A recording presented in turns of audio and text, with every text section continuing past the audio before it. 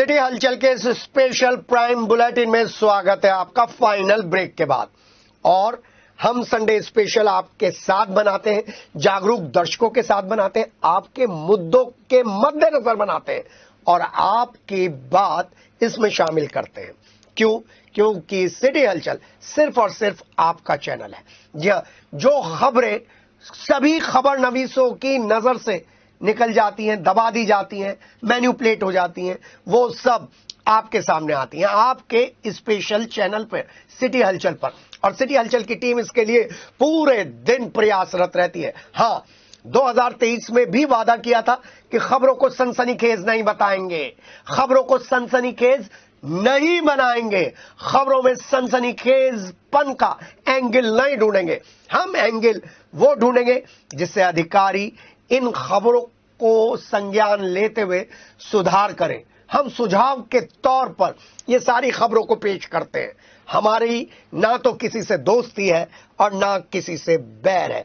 और इसी तर्ज पर Sunday special, super Sunday special के ये आखिरी डबल डोज वाले 2 संडे स्पेशल के पैकेजेस टीम आपको मालूम ही है।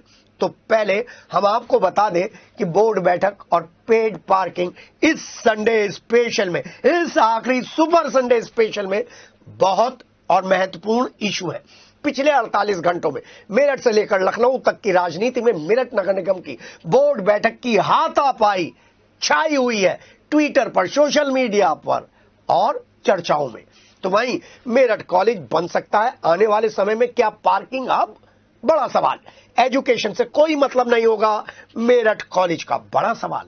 लेकिन सबसे पहले बोर्ड बैठक की मारपीट के बाद मेयर कैंप कार्यालय पर बीजेपी का जो हल्ला बोल हुआ है, उसी से शुरुआत कर रहे हैं इस डबल डोज के संडे, सुपर संडे स्पेशल। तो डबल डोज है संडे स्पेशल की, और इस डबल डोज में पहली बात, सिटी हलचल ने एक्सक्लूसिवली पार्टी पॉलिटिक्स से ऊपर उठकर नगर निगम की बोर्ड बैठक में जो मारपीट हुई थी उसको एज सच आपके सामने रखा था, क्योंकि हम सभी के लिए बराबर के सम्मान के अधिकारी और सभी सम्मानित हैं हमारे लिए।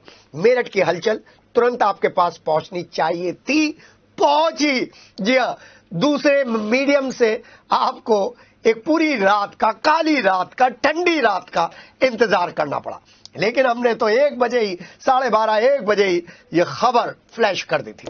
आपको भी पता होना चाहिए आपके सभासद बोर्ड बैठक में कैसा बिहेव करते हैं, इसलिए फ्लैश की थी। आपके मुद्दे बोर्ड बैठक में नगरायुक्त के लिए कितनी परेशानी पैदा कर सकते हैं, इसलिए भी फ्लैश कर दी थी। जी हां, मुद्दे, परेशानी नगरायुक्त को नहीं साहब, नहीं।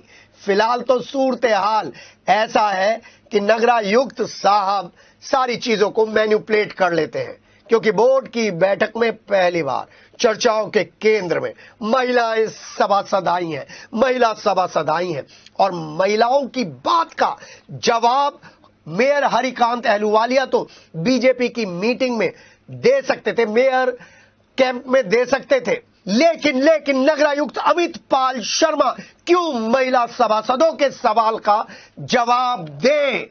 ये बड़ी बात थी इस बोर्ड बैठक की। इसी पर सिटी हलचल कंसंट्रेट कर रहा है। महिला सभासदों का वाजिब सवाल था, और यह वाजिब सवाल उस विवाद का मुद्दा बन गया जो विवाद होना ही नहीं चाहिए था। और अगर यह मुद्दा बनता तो नगरायुक्त और उनकी टीम कटघरे में खड़ी हो जाती। तो नगरायुक्त के इस क्वेश्चन को अवॉइड करने के बाद मारपीट का दौर शुरू हो गया। मारपीट होने के बाद एमएलसी धर्मेंद्र भारद्वाज, राज्य मंत्री सोमेंद्र तोमर तो मीडिया के सामने नहीं आए, अलबत्ता सोशल मीडिया पर छाए रहे। महानगर अध्यक्ष सुरेश जैन ऋतुराज, महिला सभासद रेखा ठाकुर, रेशमा सोनकर भी मीडिया के कड़वे सवालों का जवाब देने के लिए तैयार होकर आए थे। अपना पक्ष रखा, मजबूती से पक्ष रखा। डायरेक्ट उनसे ही सुनते हैं बोर्ड बैठक मीटिंग की पूरी घटना, उनके विचार, उनके जवाब। और नगरायुक्त साहब, आपको प्रणाम। मेरठ के नगर निगम की बोर्ड की बैठक में अब तक ऐसा नहीं हुआ था जैसा 30 दिसंबर 2023 को हुआ था। बार बार बोर्ड की बैठकें हंगामादार तो हो सकती थी, लेकिन इस तरीके की घटना सोचने के लिए मजबूर करती है। क्या बोर्ड के बैठक में पुलिस भी होनी चाहिए थी? और साथ ही साथ जिस तरीके का ये माहौल था, उस माहौल पर हमारे साथ जिनके साथ बदतमीजी होने का दावा बताया जा रहा है, वो दोनों महिला सभासद हमारे साथ हैं। आपका नाम? मेरा नाम रेखा सिंह, पार्षद वार्ड 60। आपका कुछ राजनीतिक इतिहास भी है? नहीं, राजनीतिक इतिहास कोई नहीं है ऐसा, पर यह है कि हम अपना कार्य बहुत अच्छे से करते हैं। मैंने आपको अलग ढंग से भी देखा है कि आप अपने फूलबाग कॉलोनी की सारी समस्याओं को लेकर आप और आपके पति लगातार एक्टिव रहते हैं। क्या समस्या आप लोगों के सामने आई थी जो बोर्ड बैठक में आपने उठाई थी? हम लोगों को ये मालूम चला था कि कोई कर निधि वो है कर अधीक्षक, उन्होंने मतलब वो अनाउंसमेंट करते हैं जब कर बकाया वसूली करने के लिए जाते हैं, और उसको कर बकाया अनाउंसमेंट करते हैं, उनको धमकाते हैं कि कुर्की कर दी जाएगी, ये सब होगा। मतलब कहने का मतलब ये, जिनके मकान 50-50 लाख के हैं उनके साथ बदतमीजी से बोलते हैं करने, और फिर उनकी वीडियो वगैरह भी ग्रुप पर वीडियो डालते हैं इन्हीं लोगों की। तो उसके लिए मैंने एक आवाज उठाई थी कि ये ऐसा नहीं होना चाहिए। सभी के लिए? पूरे मेरठ के लिए? पूरे मेरठ के लिए या फूलबाग की कॉलोनी के लिए? नहीं, पूरे मेरठ के लिए। वो तो हर जगह ही जाते हैं, जिसका कि हमें विरोध करना था कि भाई ऐसा ना हो, जिससे कि महिलाएं परेशान हो या कोई भी परेशान हो। कुछ ऐसे भी इलाके हैं जहां पर वो भेदभाव करते हैं? हाँ, वो कितने जगह नहीं जाते जहाँ पे वो कर की बिल्कुल भी वसूली नहीं करते। हमारा सिर्फ यही उद्देश्य था कि हम इस तरीके से अपनी बात को सदन में रखें। हमारा कोई हिंदू मुस्लिम का कोई मैटर नहीं था बिल्कुल भी। वो लोग बिल्कुल सुनियोजित तरीके से आए थे कि कोई बात हो हम उसको बड़ा इशू करके। सदन में आपने क्या सवाल उठाया था और किन से सवाल उठाया था? मैंने सदन में नगर आयुक्त जी से और अपने महापौर जी से सवाल उठाया था कि वो कर अधीक्षक ऐसे ऐसे बदतमीजी करते हैं, सिर्फ कि इनकी वसूली का तरीका इनका गलत है। इनको क्या ऊपर से ये आदेश मिले हुए हैं कि आप इस तरीके से अनाउंसमेंट करके कर वसूली करें? सिर्फ ये वाला मैंने सवाल उठाया था। लोगों के स्वाभिमान की रक्षा करने, लोगों के स्वाभिमान। जी। बदले में क्या मिला आपको? बदले में अभद्र भाषा का प्रयोग। जो सदन में रहकर हमारी जो महिलाओं की इज्जत नहीं कर सकते, वो बाहर क्या करेंगे ये लोग? हमारी भाजपा सरकार का मेन उद्देश्य यही रहता है कि वो महिलाओं के लिए हर टाइम तैयार रहें, हर वक्त तैयार। अभी आ रहा हूँ आपके पास जी। हर समय तैयार रहें। ये लोग हमें सदन में इस तरीके से अभद्र भाषा का प्रयोग करेंगे। अगर हम लोग सड़कों पे उतरेंगे तो ये लोग क्या करेंगे? जी, आपका क्या नाम है? मेरा रेशमा सोनकर, वार्ड नंबर 9 से पार्षद। आप इनके साथ थी वहां पर? हाँ जी, हम सब सदन में साथी थे। क्या मामला हुआ था और क्या आप कहना चाहती हैं? मैं यही कहना चाहती हूँ कि जब सदन में इतने माननीय लोगों के साथ ये महिलाओं के साथ इतना अभद्र व्यवहार कर रहे हैं, गाली गलौज कर रहे हैं, तो बाहर ये आम महिलाओं के साथ, या जब हम इसमें नहीं रहेंगे तो क्या व्यवहार करेंगे बाहर? और लोगों के साथ ये क्या व्यवहार करते होंगे? जब आप भी जानते हो कि हम भी सम्मानित व्यक्ति हैं, आप भी सम्मानित व्यक्ति हैं, कुछ नहीं तो कम से कम जिस जगह आप हो प्रतिष्ठित, उस जगह का तो मान रखिए आप जी। अगर आपको कोई चीज किसी की बुरी लगी है, दीदी की बात, कहीं ऐसा तो नहीं है सोनकर जी आप बीजेपी की हैं इसलिए आपके साथ? नहीं, देखो बीजेपी की बात कहूं तो इन्होंने 33% बीजेपी ने महिलाओं को आरक्षण दिया, जो कि आज तक किसी पार्टी ने नहीं दिया। क्यों खाली बीजेपी को तो नहीं दिया? सभी के सम्मान की बात कर रही है, कोई भी आ जाए कोई भी ले ले। बीजेपी जो है हमेशा ही महिलाओं के सम्मान की बात करती है, सबके साथ की बात करती है, सबके विकास की बात करती है। अभी भी इतनी इन्होंने लोगों के लिए सुविधाएं निकाली है, ऐसा तो नहीं खाली बीजेपी वाले ले रहे और पार्टी नहीं ले रही है। क्या आप इस मारपीट का समर्थन करती हैं? नहीं। आप? पहले तो हम मारपीट का समर्थन बिल्कुल भी नहीं करते। जब बात अपने मान सम्मान स्वाभिमान की आती है तो आप भूल गए वो इतिहास की खूब लड़ी मर्दानी, वो तो झांसी वाली रानी थी। तो आज तो आप झांसी वाली रानी बन गई? नहीं, झांसी वाली रानी के जब हमारे साथ कोई गलत व्यवहार करेगा तो हम तो झांसी की रानी बनेंगे ही, और हम अपने लिए किसी भी गलत भाषा का प्रयोग बिल्कुल भी नहीं करेंगे। मुझे जो सदन की कार्रवाई में पता चला है, धर्मेंद्र भारद्वाज जो एमएलसी हैं वो उठे थे रोकने के लिए, क्या ये बात सही है? हाँ। फिर उनके साथ किसने बदतमीजी की? विपक्ष ने। वो लोग उनके साथ एकदम से धक्का मुक्की करने लगे। वो भी सिर्फ बीच बचाव करने के लिए ही आए थे कि वो हमारे साथ अभद्र भाषा का प्रयोग कर रहे थे। जी, और फिर बाहर क्या हुआ एपिसोड? बाहर तो आपने देखा ही है कि जिस तरीके से दर्शाया गया उस पिक्चर को, उस तरीके का बिल्कुल भी नहीं था। अगर आप देखिए कि अगर रास्ते में भी अगर कोई चल रहा है और किसी लड़की के साथ छेड़खानी हो तो हर कोई भाई रुक जाता है, ऐसे मत कर।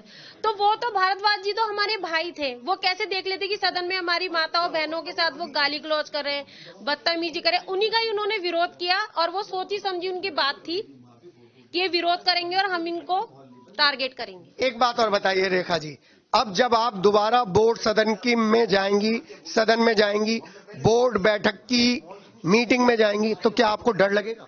बिल्कुल भी नहीं लगेगा। आपको? सत्य को कभी डर लगता ही नहीं है जी। लेकिन नगरायुक्त और महापौर से आप महिलाओं की सुरक्षा के लिए कुछ कहेंगे? हम यही चाहेंगे कि हमारी सुरक्षा के लिए, पहली बात तो हम अपनी सुरक्षा के लिए अपने आप ही बहुत हैं, पर हमारे महापौर जी, हमारे नगर आयुक्त जी हम लोगों को फुल सपोर्ट करते हैं, हमारी उसका ध्यान रखते हैं। पर अगर कोई हमसे बदतमीजी करेगा या हमारी भाजपा सरकार को बदनाम करेगा तो हम उसको बिल्कुल भी सहन नहीं करेंगे। बिल्कुल, मैं इनकी बात से बिल्कुल सहमत हूँ। हम बिल्कुल भी। मैं एक क्वेश्चन अलग पूछ रहा हूँ, आप अपने इलाके में अपने पति के साथ जाती हैं या अकेले जाती हैं? मैं उनके साथ भी जाती हूँ और अकेली भी जाती हूँ। मैं उनके साथ भी जाती हूँ, अकेले भी जाती हूँ, और अगर मेरी वार्ड की महिलाएं होती है मैं उनके साथ भी जाती हूँ, ताकि मैं महिलाओं के साथ उनके साथ देख सकूं कि क्या बात है। एक लास्ट क्वेश्चन, आपको कहा जाता है पार्षद पति ये काम कर रहे हैं, इससे थोड़ी सी ठेस लगती है? नहीं, कोई ठेस नहीं लगती। काम हम सब लोग मिलजुल के करते हैं, पहले उन्होंने किया था, अब हम लोग भी करते हैं उनके साथ। बिल्कुल बुरा लगने वाली कोई बात ही नहीं है, मान सम्मान दोनों का बराबर होता है। वो पार्षद पति हैं तो हम पार्षद पत्नियां हैं। आप लोगों को नमस्कार है, नारी शक्ति को नमस्कार है। आज जिस तरीके से बोर्ड बैठक में ये हंगामे की स्थिति बनी है, इसकी सबसे बड़ी जिम्मेदारी नगरायुक्त और महापौर की थी। संगठन की ये बैठक चल रही है, संगठन में सुरेश जैन, ऋतुराज सब अपने कार्यकर्ताओं को संयम बरतने की अपील करते हुए देखे गए। उन्हीं से जानने की कोशिश करते हैं कि किस तरीके से अब सदन की कार्रवाई को लेकर बीजेपी प्लानिंग करेगी और आगे क्या वो कार्रवाई करना चाह रहे हैं, क्या वो इस मामले में पुलिस का दरवाजा खटखटाएंगे। लेकिन एक बात तय है, इस पूरी घटना के केंद्र में वो कर्मचारी और अधिकारी हैं जो भेदभाव के साथ नगर निगम की नीतियों का पालन करते हैं और पालन करवाते हैं। आइए सुरेश जैन, ऋतुराज जी से बात करते हैं और जानते हैं बीजेपी इस मामले में क्या स्टेप लेने जा रही है। आज बोर्ड बैठक थी, बोर्ड बैठक में हंगामा होना तो निश्चित था, लेकिन ये सीन सभी को परेशान कर गया और सभी के माथे पर चिंता की लकीरें हैं। हमारे साथ सुरेश जैन, ऋतुराज हैं, उनसे पूछते हैं, सर आज अनुशासन भी टूटा, संयम भी टूटा और महिलाओं के ऊपर उंगली भी उठी, सदन में ऐसा नहीं होना चाहिए था। नहीं, बिल्कुल नहीं होना चाहिए था। इसकी तो देखिए, ये तो सभी को इसका विचार करना चाहिए। लेकिन पहले दिन आपने समाचार पत्रों में पढ़ा होगा, वो जो हमारे विपक्ष के लोग हैं, सभा विशेष रूप से, उन्होंने वहां पे बैठक की। बैठक करके उन्होंने ये सब वहां पर माहौल को पहले दिन से ही खराब करना शुरू कर दिया उन्होंने कि भाई हम अगले दिन क्या करने वाले हैं। तो वो उन्होंने क्या किया, रेखा सिंह हमारी पार्षद खड़ी हुई, वो एक वहां पर सवाल कर रही थी। अपनी सवाल करने का सबको अधिकार है, उन्होंने भी सवाल किया। अरे आप भी कर सकते हैं, जब आपका नंबर आएगा आप बोलेंगे। आप उस बीच में टोका टोकी कर रहे हैं, धक्का मुक्की कर रहे हैं और आप इस प्रकार की घटना कर रहे हैं। और उसी समय हमारे जो एमएलसी भारद्वाज जी, अपने जो धर्मेंद्र भारद्वाज जी वहां पर पहुंचे, उन्होंने उनको किसी ने धक्का दिया। उन्होंने उसके बाद उन्होंने कहा कि भाई इस तरह की बातें ना करो, इस प्रकार का शोर शराबा मत करो, इस प्रकार की मारपीट मत करो। उन्होंने तभी उनको जो है विपक्ष के उन्होंने जो है उनको धक्का दिया और धक्का देने पर वहां पर एक अजीब सा माहौल पैदा हो गया। उन्होंने उनके साथ में जाति सूचक, हमारी जो महिलाएं पार्षद थी उनको उन्होंने जाति सूचक शब्द कहे, उनके साथ अश्लील हरकतें की, सब जो जिस प्रकार का वातावरण बना। और उन्होंने जानबूझ के, देखिए सपा इस समय, सपा बसपा ये सब कांग्रेस ये निराशा के डगार पर है। अभी अभी हमारे प्रदेश के अंदर आपने देखा होगा 3 प्रदेश के चुनाव में क्या स्थिति बनी उनकी, नाम लेवा नहीं मिला। कितनी दूर वो इस समय हताशा की स्थिति में, पहले भी चुनाव हारे, उनको दिखाई दे रहा कि चुनाव हम हारने वाले हैं। तो उन्होंने जानबूझकर हमारे एमएलसी और हमारे मंत्री पर हमला किया कि भाई उन्होंने हमारे साथ जाति सूचक शब्द कहे, इस प्रकार की बातें उन्होंने शुरू कर दी। अरे कौन इस बात को मानने वाला है कि इस प्रकार की हरकत कोई जाति सूचक शब्द वो कहने वाले हैं। अरे उल्टा वो कह रहे हैं, उल्टा चोर को बाल को उठाते। अरे वो वहां पर वातावरण को जिस प्रकार से अपनी भाषा का जिस प्रकार से अश्लील हरकत उन्होंने हमारे महिला पार्षदों के साथ की, जिस प्रकार से जाति सूचक शब्दों का प्रयोग किया, और जिस प्रकार से उन्होंने हमारे एक मंत्री और एक एमएलसी पर को टारगेट किया, बताइए। जो सुमेंद्र तोमर तो अंदर भी नहीं घुसे, अंदर घुसते भी नहीं थे, उनको जाके उन्होंने टारगेट किया। एक सवाल, संगठन के बहुत पुराने कार्यकर्ता हैं, बहुत बड़ी जिम्मेदारी है, क्या इस तरीके की बोर्ड बैठक से पहले आप अपने सारे कार्यकर्ताओं को, पार्षदों को कोई गाइडलाइंस देते हैं? हम तो गाइडलाइंस ही, हमारी भाजपा में हमेशा एक गाइडलाइंस रहती है अनुशासन की, गरिमा बनाए रखने की। अब आप देखते होंगे सदन के अंदर भी किस प्रकार से मारपीट करते हैं। आपने लोकसभा में भी देखा, आपने राज्यसभा में भी देखा, आपने विधानसभा में भी देखा, वही हरकत उन्होंने की। पहले दिन बनाकर उन्होंने वातावरण तैयार किया। वो तो तैयार होकर आए थे कि हमें कुछ ना कुछ हमला करना है, हमें ऐसी अश्लील हरकतें करनी है जिससे कि ये हमारे उग्र हो जाए, लेकिन हम उग्र नहीं हुए। लेकिन इस पूरे एपिसोड में एक बात तो बहुत बढ़िया उभर कर आई है कि वो जो अधिकारी और कर्मचारी हैं वो बीजेपी सरकार में भेदभाव के साथ टैक्सेशन वसूलते हैं, जो इस पूरे मुद्दे की जड़ है। मुद्दे की जड़ ये नहीं है, ये मुद्दा देखिए, आपने तो बीजेपी की तरफ से सबके लिए समान देखिए बात ये है, कहीं भी कोई कमी हो सकती है, हम कमी को रखें उसका एक अलग तरीका है, लेकिन हम सदन में बैठकर, बोर्ड की बैठक में बैठकर अश्लील हरकत करें, मार पिटाई करें, कोई सदस्य, सम्मानित सदस्य बोलना चाह रहा है उसको टोका टोकी करें, उस पर हुटिंग करें, उस पर अभद्र भाषा का प्रयोग करें पहले दिन से ही। अरे अगले दिन बैठक होने वाली है, तुम पहले दिन प्रेस कॉन्फ्रेंस बुलाकर, पहले दिन ये सब बुलाकर क्यों कर रहे हो भाई? उनकी नीयत तो पहले दिन ही जाहिर हो गई थी कि वो कुछ ऐसा करने वाले हैं। ये तो पूरा सुनियोजित षड्यंत्र था कि भाई उन्हें एक मुद्दा मिले, वो ये कह रहे हमने तो जो है देखिए उनके मंत्री ये कर रहे हैं, उनके जो है विधायक ये कर रहे हैं। अरे विधायक मंत्री से मतलब ही नहीं था, पूरा सदन था, पार्षद था। अतुल प्रधान आज थाना दिल्ली गेट पहुंचे हैं, आप भी इस तरीके की कोई पुलिस कार्रवाई करेंगे? पुलिस कार्रवाई तो हो चुकी है, हम रिपोर्ट दे चुके, हम एफआईआर के लिए वहां पर हम तो सबसे पहले हमने तैयारी दे चुके, वो कार्रवाई होगी। और हम यहाँ पर नगर निगम में महापौर से या नगर आयुक्त से भी निवेदन करेंगे कि वो, चूंकि ये सदन में हुई है, आगे इसकी पुनरावृत्ति ना हो, जो दोषी व्यक्ति हैं उनकी सदस्यता को समाप्त किया जाए, उसकी जांच की जाए, ये भी कार्य हम उनसे कराएंगे। साथ ही हम प्रशासन से पूरी आशा करते हैं और प्रशासन निष्पक्ष ढंग से इसकी जांच कराएगा और दोषी व्यक्तियों के खिलाफ कार्रवाई करेगा। अब कांग्रेस के प्रदेश अध्यक्ष भी आ रहे हैं यहाँ पर, ये तो रोटी सेकने का है। मैं तो पहले कह रहा हूं ये षड्यंत्र है पूरा। पहले दिन जो बैठे सब मिलकर बैठे, और वो भी बैठे, वो कौन बैठे? पार्षद नहीं बैठे, पार्षद पति बैठे। अरे पार्षद पति का क्या मतलब भाई? बैठती पार्षद बैठती। पहले दिन भी जो बैठे वो पार्षद नहीं बैठे, पार्षद पति बैठे, वो टीका टिप्पणी कर रहे हैं। तो ये तो सब रोटी सेकने के लिए प्रदेश अध्यक्ष भी आएंगे, अखिलेश यादव ट्वीट भी करेंगे, यही तो काम है उनका। लेकिन जनता सब जानती है, जनता सब जानती है कि भारतीय जनता पार्टी एक अनुशासन में रहने वाली पार्टी है, वो एक राष्ट्रहित में और राष्ट्रहित में काम करने वाली पार्टी है। हमारी आज भी हमारा संयम नहीं खोया गया। हम बहुत कुछ कर सकते थे लेकिन हमने नहीं किया, हम करना भी नहीं चाहते। लेकिन जो कानूनी कार्रवाई है उसको हम निश्चित रूप से करेंगे और उसकी डिमांड करेंगे, प्रशासन से भी करेंगे और नगर निगम से भी करेंगे। सर एक बात पूछ लूं, बीजेपी के किसी आदमी का कुर्ता नहीं फटा, उन लोगों का कुर्ता फटा है जिन्होंने सवाल उठाया। मैं फाड़ लूं?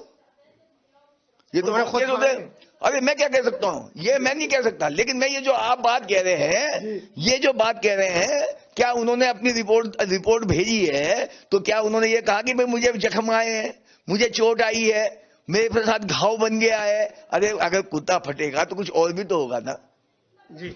अब आप इस पूरे मामले में अधिकारियों से ये अपील करेंगे क्या कि इस तरीके का भेदभाव नहीं होना चाहिए टैक्स के कलेक्शन में, क्योंकि इस टैक्स के जरिए ही शहर का विकास होता है? फिर आप उसी मुद्दे पर आ गए। देखिए टैक्स की बात नहीं, मैंने कहा टैक्स की यादने की बात अलग है, लेकिन ये टैक्स की बात नहीं है, व्यवहार की बात है। ये व्यवहार, ये अश्लील हरकत कर रहे हो आप महिला के साथ, जाति सूचक शब्दों का प्रयोग कर रहे हो आप, वहां पर जो है मंत्री पर और विधायक पर झूठे आरोप लगा रहे हो, पहले दिन प्रेस कॉन्फ्रेंस कर रहे हो, पार्षद वहां पर है नहीं, पार्षद पति वहां पर बैठे हुए हैं, तो क्या है ये सब?